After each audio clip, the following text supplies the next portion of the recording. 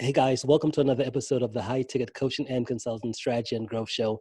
Now, if you're watching this interview anywhere else but within our private Facebook community called High Ticket Client Attraction Insider Circle, then definitely come check us out. We just surpassed like 6,300 members in there, which is pretty exciting. And so if you're a coach, consultant, or service provider who is serious about getting up that 6 and 7 figure level, definitely come check out our community. That community is just filled with awesome supportive individuals who are all on that same path. So if that's you, come check us out. Now, today, I want to introduce you to one of the members of our community, Jen. Welcome, Jen. Hi, thank you so much for having me. Awesome, you're welcome. So tell us, Jen, what is it that you do? So I am a content creator and marketing coach. So I specifically help mainly women to really feel camera confident and find their kind of unique voice in creating content, so they really kind of connect and also attract their ideal customers. Mm-hmm. Awesome. Well, what got you started on going down this path? A long story, but the short of it, I've always actually the last 10 years I've worked in sales and marketing. I first started a business in Australia. I actually was doing a lot of face-to-face selling. And when I kind of evolved my business, I was doing lots of different consulting around in the marketing space online. And I just today I'm really where I'm at because of a mixture of a lot of personal development as well that I did. I used to hate having my picture taken. I used to hate being on video. And I actually found content creation was a really great way for me, not just to market my business, but also kind of going through a lot of my own personal development. Today, I love taking pictures so much that I literally I'm developing my modeling skills on it. I'm always pushing myself further with it, because I found it was a really great way to learn to love myself more, and really finding that raw kind of creative field of really connecting with people in a world that seems so loud and where everybody feels like you have to stand out and compete. To really, I feel the more you own your own voice, the less you actually focus on having to compete with anybody, because nobody can be like you.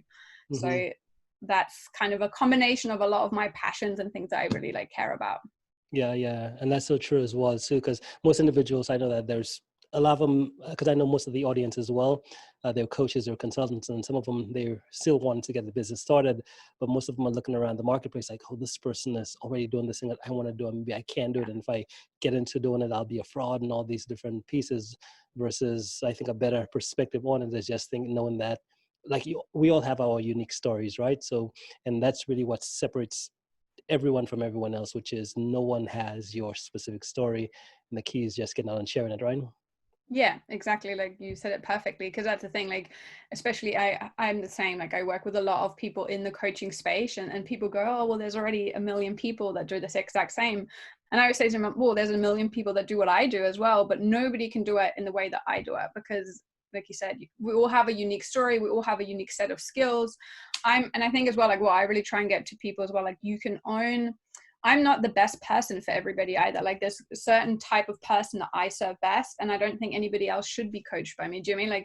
It's really, the more you share about your values, more that you share on your personality and your stories, the more you actually attract the people that really, it's just, I really focus on the fun in the process, right? Because we often get up in our culture, I think we get so caught up in how much money do I need to make? And do you mean the sales, instead of actually just enjoying? Do you mean there's so much joy and value that you get from actually serving people that, I mean, you probably know yourself, you don't want to work with people that you also are a pain in the butt to work with. It's so much nicer to have people that you really have a great connection with. Yeah. And that's what I really focus on.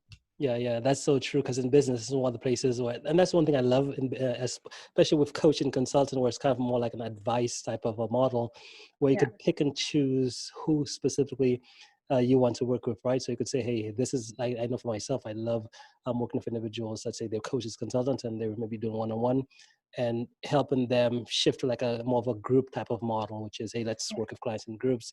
And I know that not everyone wants to do that, and a lot of people come to me and they say, hey, I want to just do one-on-one. I'm like, well, I can't. you gotta do go with someone else. But if they want to do the group, then it's hey, that's my type of person. I believe there's so many different ways where we get to pick and choose who we work with, right?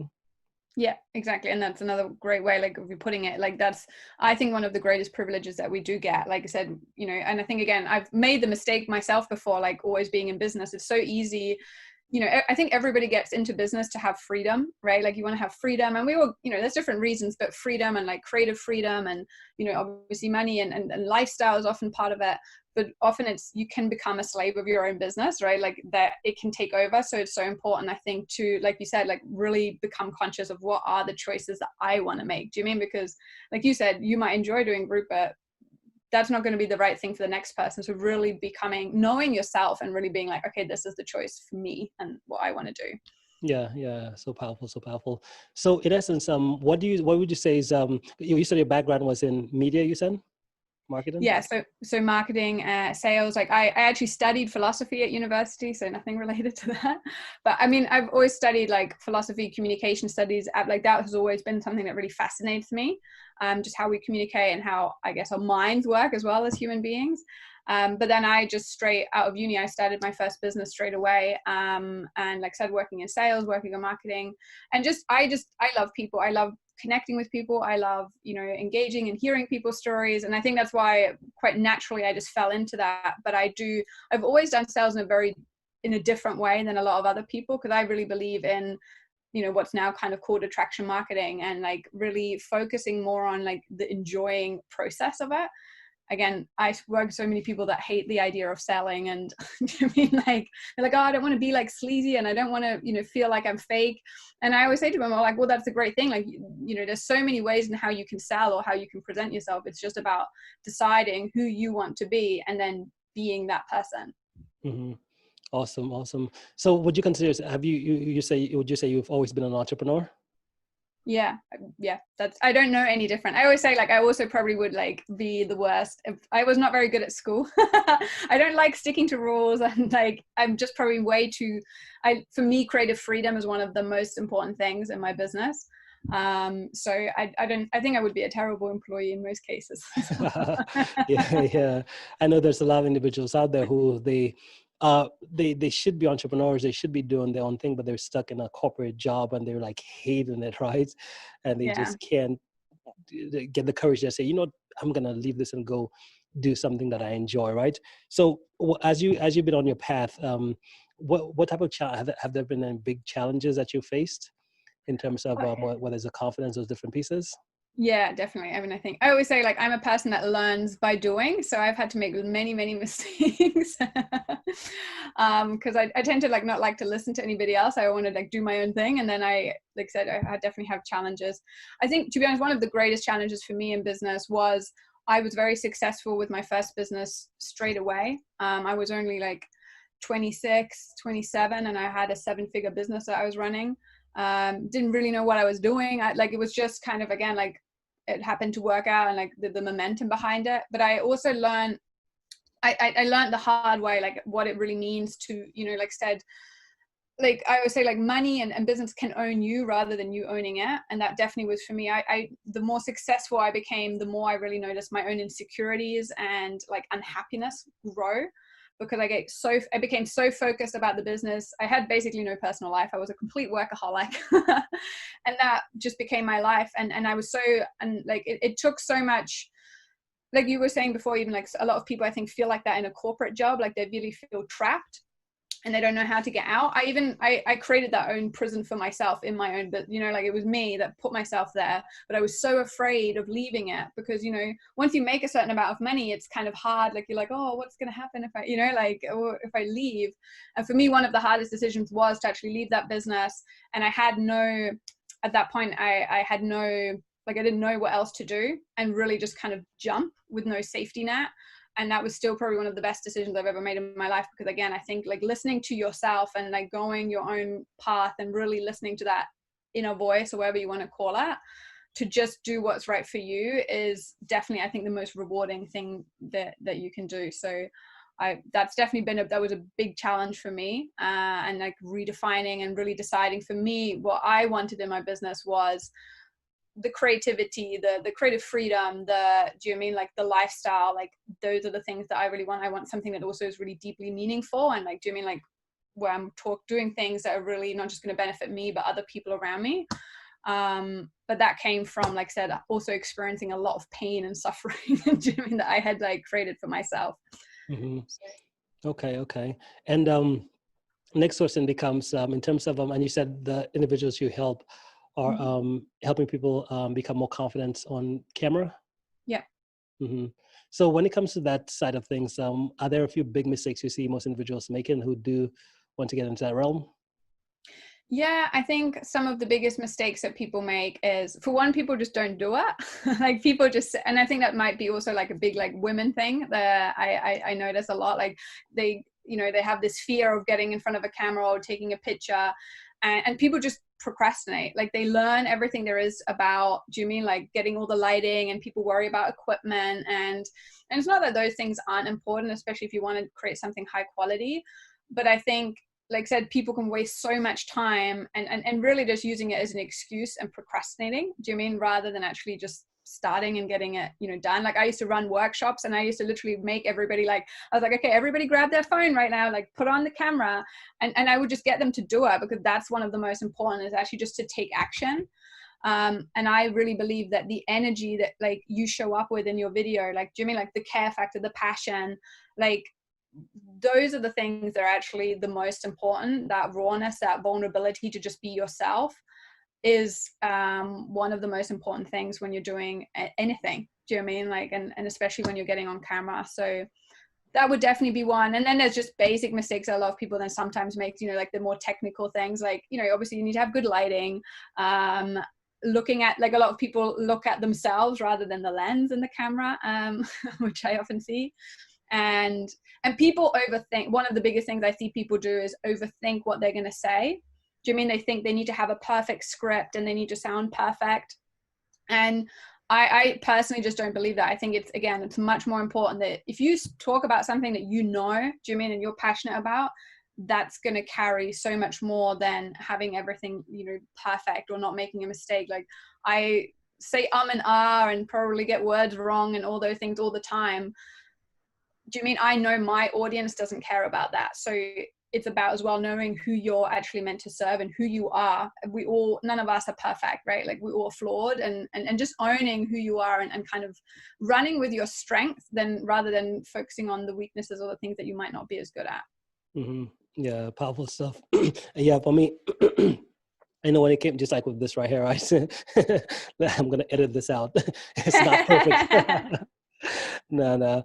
But for me, it's the same thing. I remember when I was first getting started with creating videos and stuff, I used to like literally to create like a 1 minute video, I'd have to have this perfect script. I'd script out every single word, and then I would get behind the camera and like try to read it word for word, right?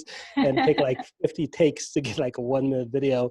And it was so fascinating because I kept doing that. I kept practicing that way. And it got to a point where I realized that this whole thing I practiced was I realized it just became so unnatural. It's like, what did I just do? And my Yeah. team, they was the one who pointed out to me, and I realized that it would have been better if I just got in front of the camera and just spoke and didn't worry about the ums, the ahs, the this and that, and just practice that. And I guess the skill is really just being able to just be in front of a camera and just speak like you're speaking to a regular person, right? Yeah, exactly. And I mean, I still would argue that even that, do you mean it's still better than not doing anything? Like I said, I think the Yeah. biggest mistake that people make, because at least even if, first of all, if you practice anything, you still get better at it. And you learn. I think one of the things that I really care about the most is people's letting go of this idea of like, we need to be perfect.